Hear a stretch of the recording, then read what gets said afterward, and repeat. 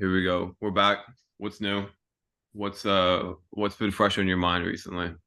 Well, the big thing is what is it? Less than 12 hours ago. No, yep, less than 12 hours ago, we just became champions of South Australia, which is great. So we were named. Yes, Congrats. thank you very much. Yep, we were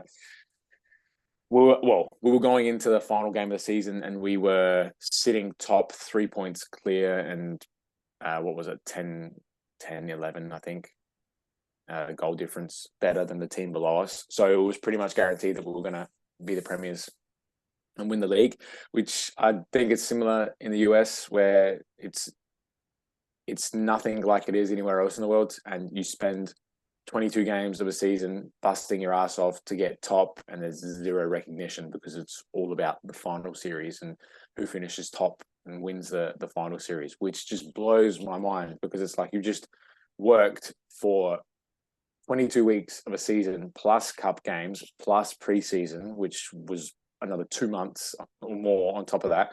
And it's like there's zero recognition that we got. We literally had to hand out our own medals and get awarded our trophy by ourselves. Like there was no one, there was no celebration, nothing like that. It's like, oh, thanks guys. But anyway, such is life.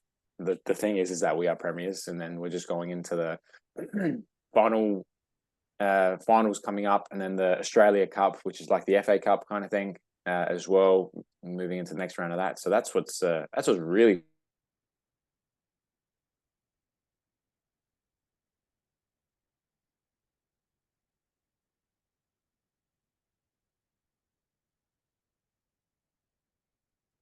Oh,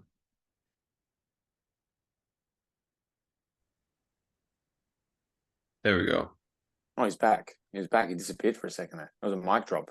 Oh, it's my internet connection sucks. I just got the Did your you hear? internet. I got the your internet connection is unstable message. Oh, I was like, did we lose it somewhere in the ocean? yeah. Our Well, connection. hang on. Usually it's my connection is shit, but something's changing here. Maybe they've updated the network, and now the US internet connection's a bit dodgy. I don't know. I wouldn't bet on it. I think I just have bad internet connection here. Mine's bad, not as bad as yours is, but occasionally Uh, we get some really bad internet connection here, which thanks to doesn't make any sense why we would, but yeah. Do I need to start again about all the accolades that we won this year and everything like that? we I lost you about you mentioned the you're continuing on with the Australian version of the FA Cup. Yeah. So that's pretty much where we are at the moment. So we finished the season, and now it goes into finals. So this week we have a break, but then going into next week we got a game, probably midweek for Australia Cup, and then start the final series, to then make our charge towards winning another trophy this year. Is it So like a and then tournament? Is it tournament style? so top six play off against each other. Third and sixth play off in an elimination. Uh, Fourth and fifth playoff in an elimination. Top two have a week off. And then from there, top two play home and away leg again. So first plays against the lowest ranked team that comes through. So if six beats third, they'll play against six. And then second plays against the next highest or next lowest, whatever it is.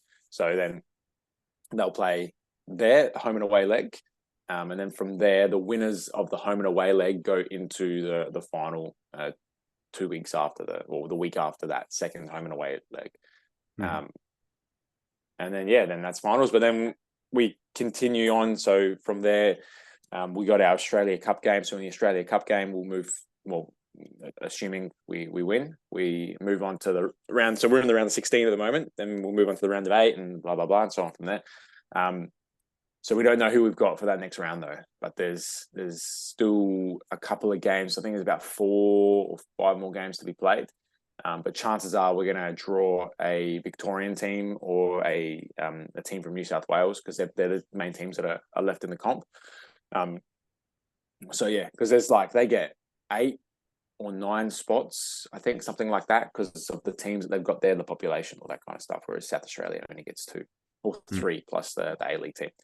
But yeah, that's where we're at the moment. What's sitting fresh on your mind? It wasn't really well, it was. I was gonna say it wasn't sports directed, but it definitely was. Anything changing? Anything happening?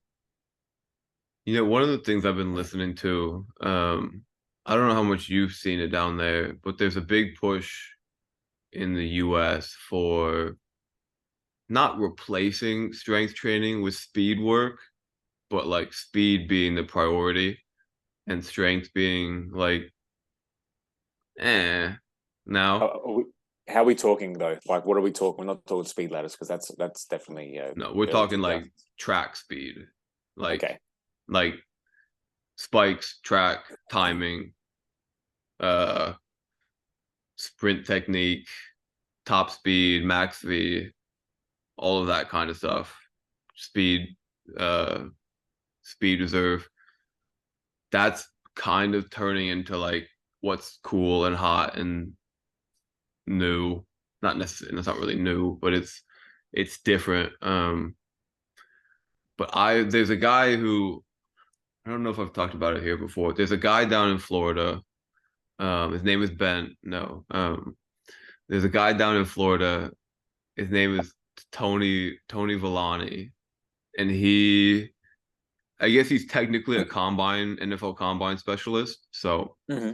what he really does well is get people ready to test for the 40 and like the 5-10-5 and those combine drills.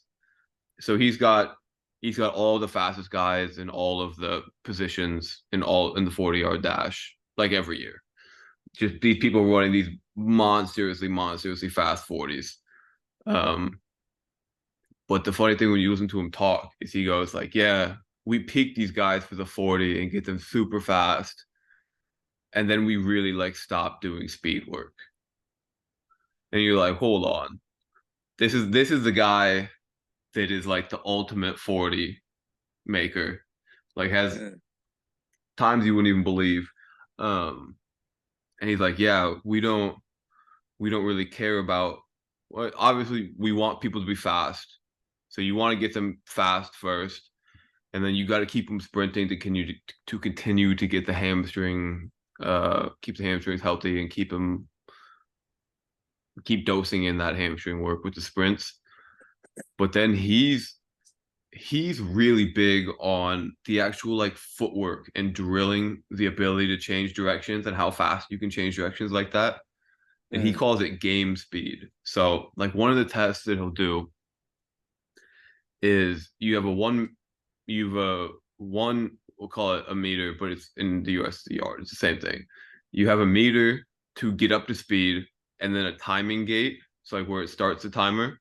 So a meter and a timing gate, and then 10 yards, 10 meters, whatever. Yeah. And then the end of the timing gate, and then 10 yards after that. So what they'll have the guys do is you get a meter to get up to as fast as possible. You get through that 10 yards as fast as possible, and then you have to stop as quickly as possible in as small of a distance as possible. Hmm. So the combination of how fast you can get that, it's technically a flying 10, but it's only a meter, so it's not really flying.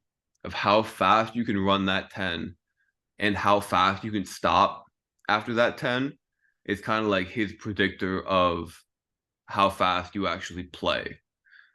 Um, and then there were a whole bunch of interesting things that go along with it because he wasn't talking shit on max velocity and top speed work, but an interesting thing that people do for buy-in and getting players. So if you imagine you had a player that ran a 4.340 super fast, Hmm. right? And had a guy that ran a 4.740, which is like pretty good. It's still good, but it's like nowhere near a 4.340. Like it's 4/10 of a second. Um, and you started the 4.3 guy literally just a step behind the 4.7 guy. How far do you think it would take for the 4.3 guy and the 4.7 guy to get level? Oh,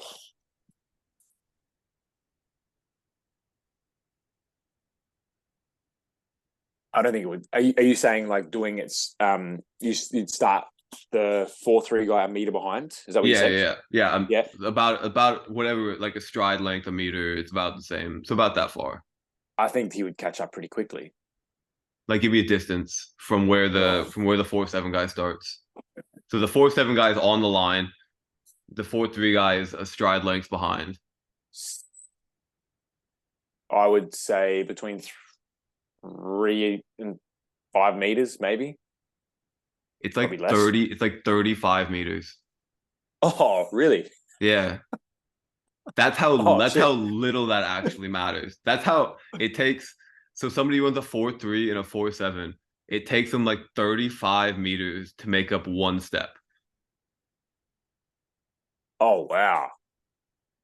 So that's when it becomes That's like heaps. That's I know, heaps. isn't that crazy? Yeah, but you look at it and you go like, it's a big difference. They make it seem like a big difference anyway from 4-3 to 4-7 because it is a big difference. Like 4-3 is ridiculous and 4-7 is, like you said, it's still pretty good. But you'd think that yeah. It's not even. It's like it's so minuscule.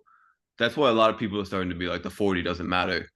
But this is the point where it's like, all right, if you're gonna try and get one step on somebody, like to create literally just one step of separation, even if you're 4/10 faster than him, it's gonna take you 35 meters of sprinting to get one step.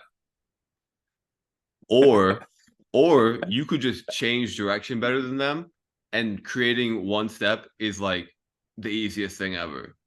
So that's what he's talking about. It's like you can do different tests. Like they'll do that flying. They'll do a 5 meter build up and then a 10 meter fly, but you change how you start. So like if you start with your feet like square, just like both of your feet under you, like how you would squat, and you do it, and then you do it in a split stance, like how you would normally start, you're so much faster out of a split stance. But if you test it again and you're like, all right, I want you to do out of the split stance, sprint that first 5, like take 3 good strides, like really get up to speed fast in 3 strides, and then just kind of coast the rest of it, you're still so much faster out of a split stance. Wow. So it's kind of like, yeah, getting really fast is cool, but it's also like it's not actually that useful. It's so much more useful to be able to get in and out of cuts well, and to be able to get up to a speed fast and decelerate fast. So like he's got a lot of the top guys in the NFL in American football, and it's like you hear about some of these guys' numbers, and it's again they're not that like 40 fast, but they're the best players in the NFL, and they just hit these like they're all super good at accelerating out of bad positions with their feet, and they all stop super fast, and there's a technical aspect of it, but I haven't gotten super deep into it yet. He's got a course out there that I'm going to take eventually, but it's like, man, you are never going to get 30 meters against somebody in a sprint on a football pitch. So how does it matter? I'm just blown away by the way some of those guys move for the size they are too, especially those NFL guys. Like they are huge monsters. They're moving like it's like a fridge on wheels. It's just flying, man. That blows me away even more so when you have a look at some of those guys, the size of them and the raw power and the capabilities that they have to just. It's like you put a strip of gasoline down behind them and they just light up. Like that's how fast they're moving. That stuff's crazy. Yeah, when you have guys that are like, there's some dudes I think that are like 240 pounds, so like 120 kilos, that are running like 4.3, 4.4 times on a 40. Like, just imagine that running at you, like just for a split second, and then you've got 120 kilos, just freight train, just smashing you. It's unbelievable. and then they jump like 40 inches. And I wonder how some of those guys fare on like what he would call the game speed sort of test. Like Mhm, mhm. how fast how fast can you really decelerate uh a guy who's 240 pounds running at 23 miles an hour? I would imagine it's pretty hard, but also these guys are freaks, so they can probably decelerate faster than I can.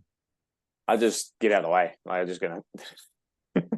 As I know you, yeah, here's the ball. Yeah, you could have There's it. no, no way, no way I'd be getting in the way of that.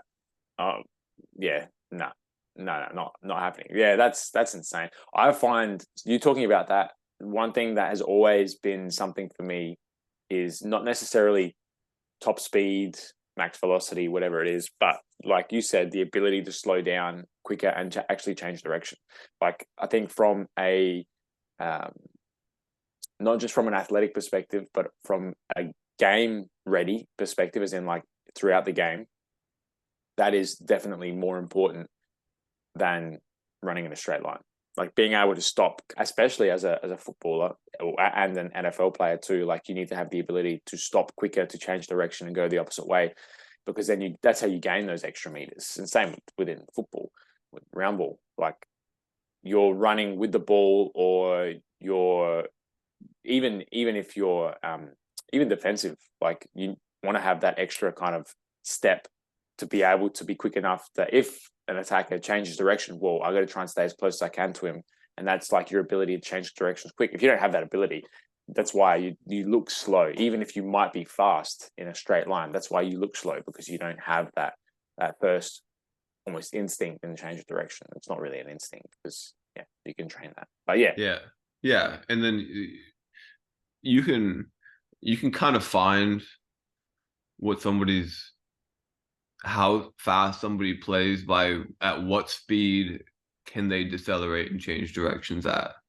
hmm. Because like I think that's the thing. If you watch Usain Bolt play soccer, and there's quite a bit of film on him playing soccer actually. I don't think you would watch him and be like, man, that guy's crazy fast. Hmm. Occasionally you'll see like him bump and run because he's the greatest sprinter of all time. Yeah. Like if you just watch him, you're like, it's this guy doesn't look that fast. And I think it's because he just doesn't have the ability to stop and change directions like that. Maybe it's a footwork thing, maybe it's a force absorption thing, but like I don't know. It's the this when I would guarantee that all of the top soccer, football players in the world, whatever, would test really well on something like the a game speed sort of test of like how fast can you clear this space and then stop. Just because it's like everybody will look fast. Like obviously everybody knows that like Messi's fast, Ronaldo's fast, Neymar's fast, and like sneakily somebody like Kevin De Bruyne is fast, Haaland's fast, Mbappe is fast, whatever. But when you get people are like, but what about Luka Modric or what about Kevin De Bruyne or what about these guys? It's like, well, yeah, they're not that. They might not be like top V super fast, top velocity Mm-hmm. super fast, but like game speed wise, they play really fast. Mm-hmm.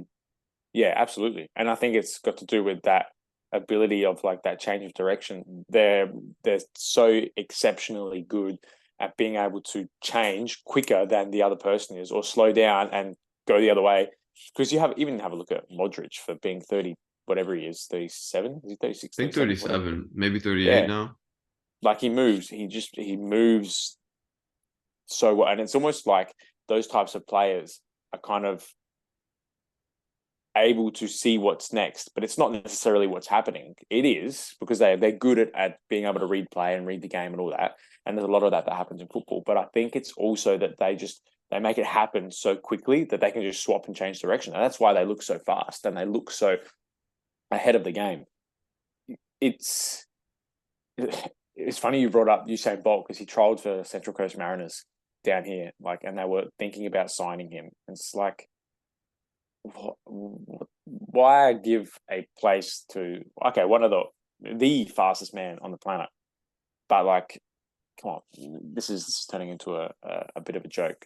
But it also shows too that just because you're fast in a straight line doesn't mean you can necessarily bring all that together onto the football pitch and go like, well, I'm fast in a straight line, I can be fast on here too. It's like, nah, it doesn't work that way. There's just so much more that you need to take into consideration when you're, especially when there's a skill involved.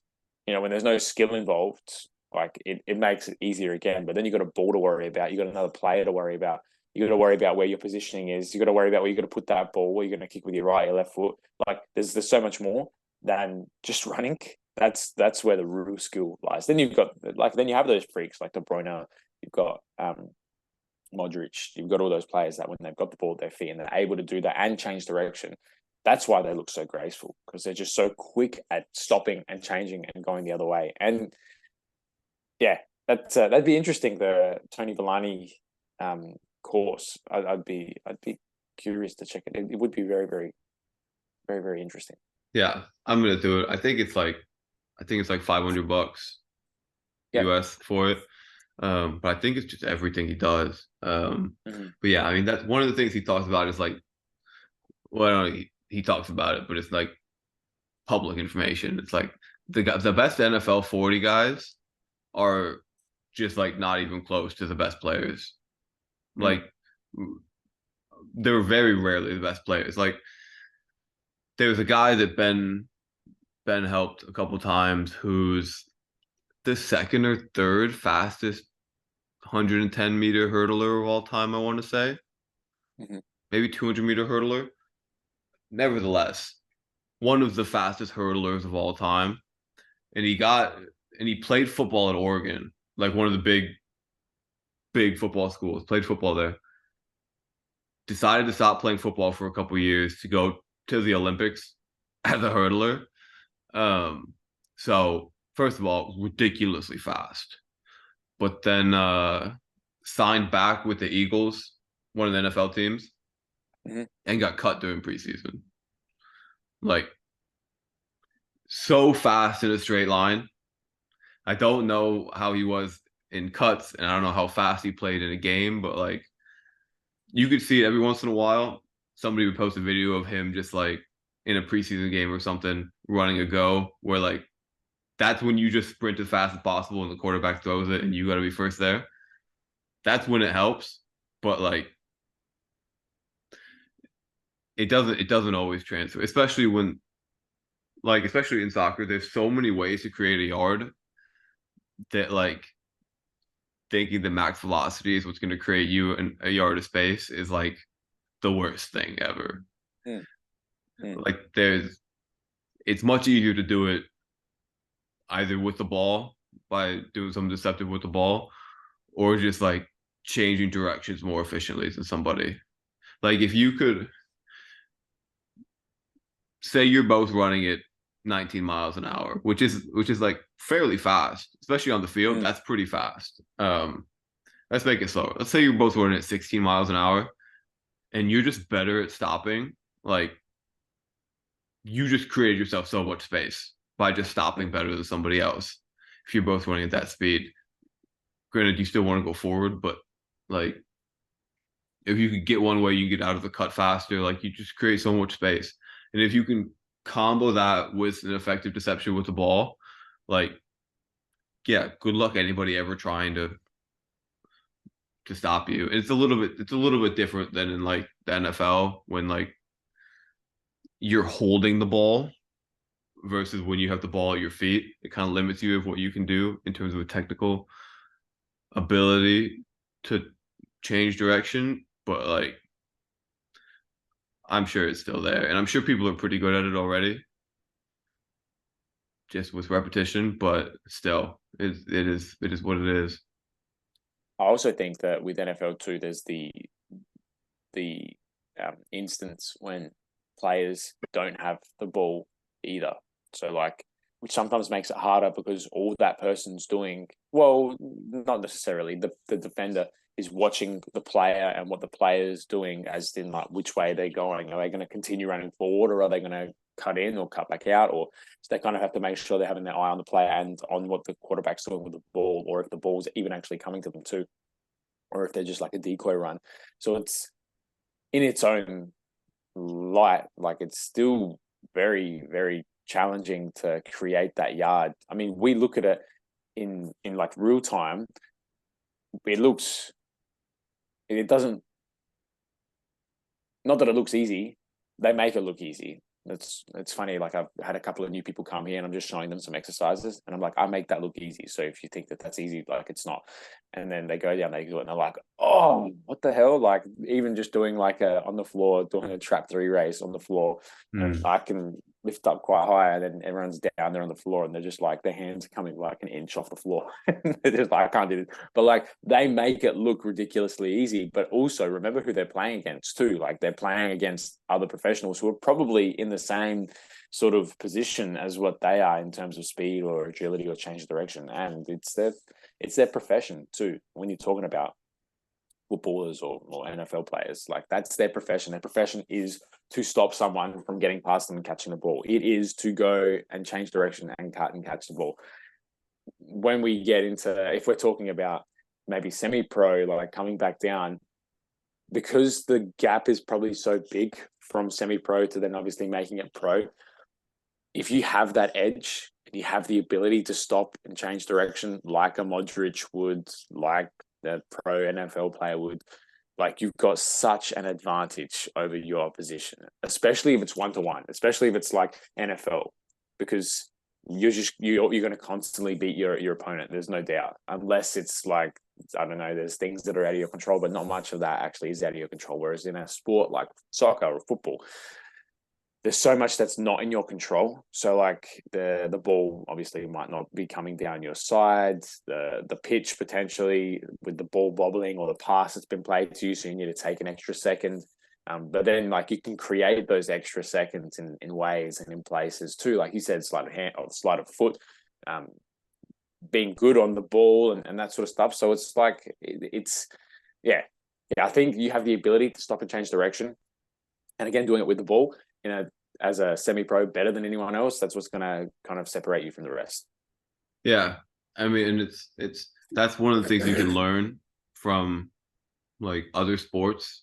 Like if you want to figure out, like in the NFL, there is one guy whose job is to create as much separation as possible. And there is one guy whose job is to give that player as little separation as possible. And they go at it every play of every game the whole time. So it's like, that's literally, I guess the receiver has to catch the ball, but the corner is literally their only job the whole time is to make sure that the receiver doesn't have enough space to catch the ball. So listening to that and learning the thought process that kind of goes into that is fascinating, because there's some players that, there's some cornerbacks. So I don't know how familiar you are with the positions. Cornerbacks guard the wide receivers, whatever. Wide receivers catch the ball. There's some cornerbacks that are like, I want to play basketball. This was, I think it was Darrelle Revis who said it. Maybe it was somebody else. But he was like, I want to play basketball as long as I can on the field. He's like, as soon as I have to start running, I'm pretty much shot. If I have to run twice, if I have to start running, or if I have to react twice, I'm done. So like, he wants to play basketball in terms of like, you don't sprint on a basketball court. You're just there moving laterally, moving quick like that, these little sharp, short things. He's like, if we're like that the whole time, it's fine.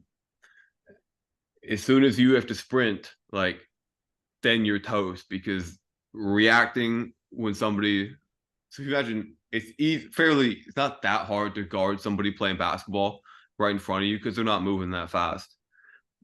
You can just react to whatever they do, and usually you're just right back there. If you and somebody else are both sprinting as hard as possible, and then you got to react to whenever they decide to stop or cut, you're shot. There's no way you're just going to be able to stay with them like that. So that's what players don't want to sprint. And then there's some wide receivers that are like, I want the cornerback to be on my hip because they know they can get into a cutout faster. And there's some guys that are like, I want the space because I know that like in the space I just win. So there's so many different ways to do it, and there's so many interesting things behind it that it's like Mm. opening up. It's like you found another can of worms inside of a can of worms, and you open them Yeah. both, and you're like, it's so many worms. Well, it's the same with football too. Like you've got those players, especially. I mean, you go for a fullback and a winger. You've got those players that want to almost like feel that touch from like the fullbacks, and that's so they know where they are because they want that closeness because then they can spin and turn and change direction, and then you get you look like a fool. Or there's those other players that give them that space and they start running at you. You don't know what the hell they're going to do with the ball, and then it's just like you get crossed up in your brain and your mind, and it's like get crossed over, and then away they go. I mean, what sort of player were you? Did you want that space, or did you almost encourage people to get closer to you so you could stop, turn, and change direction and make them look like a fool? Oh, if you gave me the space, you were toast. And if you didn't give me the space, I would try and create it as fast as possible. Mm-hmm. So I got pretty good at um I was first of all, I was so bad at receiving with somebody on my back for the longest time. And then eventually I figured that out, and I turned that into the ability to like get somebody a step off of me. And then we are at it. Then I was just back to where I wanted to be. But I was absolutely like, if you gave me, I needed the space, but I didn't want like 10 yards of space. I wanted you to be a step off of me because I Mm-hmm. knew I could do something, and then I was past you. And once I was past you, the 4-7 guy, I'll never catch a 4-3 guy, no matter how far the distance is. So once I was past, I was pretty confident with it. Yeah. Were you? I mean, it's the same thing with defenders. Were you a defender that you wanted to be right on their ass, or you were like, It here's the was, space, come to yeah, me? yeah. I was. It was almost like a bit of both. Obviously, dependent on the player. But if I Yeah. knew I had the opportunity to be able to, as defenders think differently, Matthew. Defenders we're more about the long game. How I can don't we think stop this defenders think player? very much in general. Fair call. No, there is a bit of thinking going on. But when we're so like, if I was playing against a player who um enjoyed that closeness, it would almost be like, for me, how can I put them off their game so then they wouldn't want me to be close? So then they would always feel like, oh, there's someone behind me. I'm either going to chop a knock or just have constant pressure, or like, so those types of players I would be straight on. But in positions or in players that thought they were good at running with the ball, or enjoyed having that space, I would give them that space, because for me, like, probably the one thing that was really one of my staples was that one-on-one defending, is in like they would come towards me and I would make the striker make that first move, because then for me it's like, well, I know which way they're going to go, no matter how fast you are. Like you said, if you have, or like you just said before, if you have that meter, the 4-3 and the 4, I was probably a 5. Like back then, you got a 4-3 guy and a 5 guy. There's no way that you're going to get past me in 5 meters, like no matter how fast you are, and especially if you're using your body and all that sort of stuff. And so for me, I would put myself in positions or situations where, like, I was pretty. I enjoyed the 1v1 battle, but I would probably be more so of like a get close and not turn. In most of the time, I would think so. Although, like, a lot of the time was 1v1, because it would just be me sliding across, and then you'd have to get past me, and then yeah. And I probably enjoyed that more, of like having that opportunity to put in a tackle. So like, it'd be that step forward, and you would attempt, or you would pretend to attempt to go and make a tackle, and then the winger would either cut in or go the other way. It's like, well, you can go inside if you want to, or you can go outside. I'm ahead of you, so it's not going to be beneficial for you, because you're not going to be able to get past me.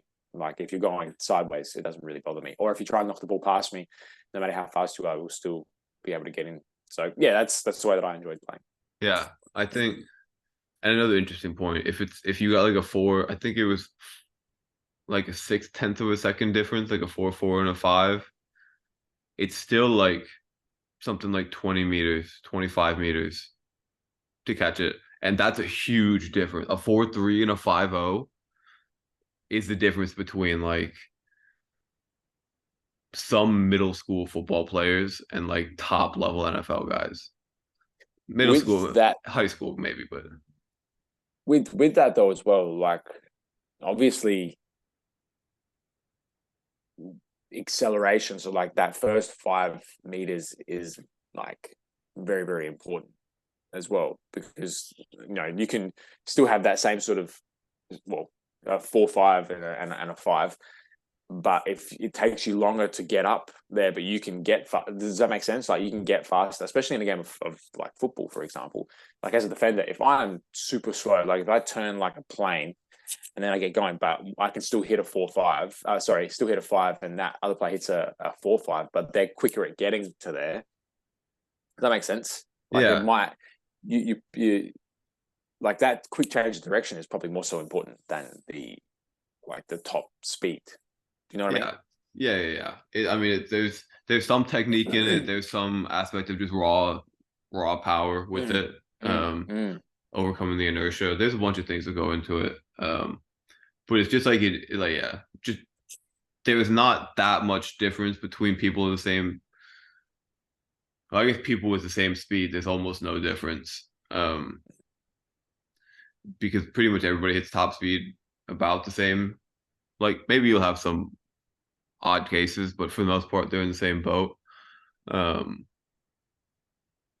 but yeah, now I forgot what we were talking about. Oh, I think now the more I think about it, actually, I wanted space if somebody was on my back, but as soon Hmm. as I got the ball and I got faced up, I wanted you to get close to me as soon as possible. Hmm. Like I hate when people just sit off me. Like I'll tell people the game all the time. Like if off like whether I'm attacking or defending, if somebody just like sits off me or like won't dribble right at me and just sprint at me, like come on, do something cool. Like they were like I'm expecting something out of you here. Like do something. And they just Yeah. pass it away and I get so disappointed. Cause that's so lame. Like I'm here one on one with you. Just like either let me make you look bad or you make me look bad or something. Like somebody has to look bad here. I Yeah. know Yeah. just passing is the most lame thing you could possibly do. It's like checking all the time in a game of poker. Like, It's percentages, Matthew. That's what I'm talking about. That's why when you're playing against defenders, it's all about the long game percentages. All I got to do is get a 100% pass rate or whatever it is, 95% pass rate, or with my tackles, that's it. Whereas you wingers are just a little bit different. It's all about the panache, the exciting nature of football. Whereas defenders are just bred a bit differently. that's so lame. Like that, I did. I. This is probably a perfect example of it. So Wednesday, I play in like the league with all my buddies from high school. Like there's some college guys that are pretty good. There's a lot of guys that are like high school players that are now like 5, 7, 8 years, 10 sometimes out of playing their last time competitively. They're not like useless. They're still fine, but they're not like college, semi-pro, pro level. Um, I was stuck in the corner, and there's no out of bounds here. The walls are all in, but I was in the corner. Somebody played me in the corner. I'm dribbling out. Like it's what would have been the easiest back pass ever, just to keep the ball and keep it moving. It was like this is way too boring. So I was waiting and I was waiting for this guy to come at me, and I shifted one way and I put it through his legs, and I was like, this is sick. I mean, it's just me and the goalie now. It's like I could just slot this by, but I was like, that's lame. So I hit a fake shot and I rolled it, and he was on the floor. I was like, all right, I could just slot it again, but I'm gonna try and just lift it over his head. So I rolled, and you do that little scoop like that with the ball, and I did it. I scooped it over his head, but it just took so long that like one of the guys just ran back and headed it off, or he was already on the line, so he just headed off the line. And I was just pissed because it would have been perfect. I was like, it would have been so nice. but there were probably so many opportunities to just put it in the back of the net. But it's a See, beautiful, it's a beautiful game. defenders, Matthew. It is beautiful. It would have been more beautiful if you had scored though. Hey, this is what I'm talking about. Percentages for defenders. Is there a goal there? Can we score a goal? It doesn't matter how we score it. Just put the ball in the back of the net. That's fair. That's fair. We won the game. We won the game anyway, so it doesn't matter. I had a hat trick anyway. It doesn't. Oh, Percentages, Steph. Percentages. could have been four. Could have been four though. It could have been four. You're right. Mm. All right. Well, I think we leave it there before. It gets a bit heated. A bit. Oh no, I don't think it was getting heated before I get too into the beautiful game. Yeah. Yeah.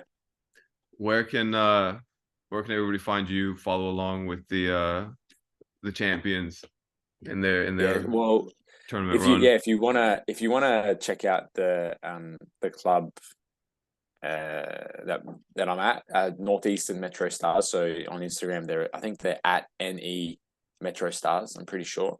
You can check them out. We're red and yellow, so there's no one else really in the league that's got the same strip as us. But yeah, chuck them a follow. They're doing some pretty exciting things, some pretty exciting stuff, and there's a lot that's going to be happening there too with the new build. So we've got like a new build going on where they're getting rid of the old change rooms and really doing up the place and putting the gym in eventually as well too, which would be cool. So all sorts of things, which is cool. So that, and then if you want to follow me at Coach Carly with 3 eyes, might change that to 2 soon. Who knows? I should probably just keep it the same. So then those who listen to the old podcast, they won't be looking through, can't find the 3 eyes. But how about you, Matty? What's everyone going to find you on? Yeah, they can talk about the beautiful game. Yeah, Score Performance. It'll be down below. SKAAR. Last question before we wrap it up, just between you and me, and I guess whoever else is listening, but just between you and me, do you like those red and yellow kits? Love them. Really? Love them. Yeah, love them. Love them. You can't. You can't miss it. You can't. Yeah, you can't miss it, and you can't beat it either. Like it's raw, man. It's raw. It's beautiful. You know, have I told you the story about Metro Stars, where their connection is? No, I just imagined it was like Metro City and like those stars. No. So New York Red Bulls used to be called Metro Stars, just in case you didn't know that. And that's where the idea came from, was from Metro Stars back in the 90s. So fun fact for it's your Friday today and my Saturday morning and whoever else is listening to. But yeah, and so the initial shirt design was very, very similar to Metro Stars. The red and the yellow, I don't know where the red and the yellow come from. I'm sure that there's a specific reason why they had the red and the yellow. It could be because of actually, I think it is. So the people who started the club have like a Sicilian, so like Italian heritage background, and I'm pretty sure that's like the colors of the flag. I could be wrong. So if anyone's listening to this who is, I am technically I am Sicilian, but like I don't know the flag. Unbelievable. I know I should be shot. Just dig me a grave, put me in it. Nah. I can't remember. I would actually need to find that out. Why red and yellow? But I'm pretty sure that's the reason why. You'll find out next podcast. So if that's something you want to listen to, I will be gravely awaiting. Yeah, that's the red. I'm assuming you're not a fan at all by the sounds of things. I am not the biggest fan of the red and the yellow. I have to say. You're more of a blue guy, aren't you? I'm more of a pick one color and then have the other one be like white or black. That's boring, man. If you're talking about making it exciting, I'm talking about percentages here. I like the red and yellow because it's a bit out there, and then you're talking about scooping the ball over a goalkeeper's head and not scoring, and now you're disappointed with I don't think the time to have fancy and cool stuff is the jerseys. I think I'd rather have it on the field. Well, we got a bit of that, Matt. Yeah, I saw it. I saw you had that old geezer hit the bicycle kick. How good! Oh, just winding it back, man. Oh, yeah. 39 years old.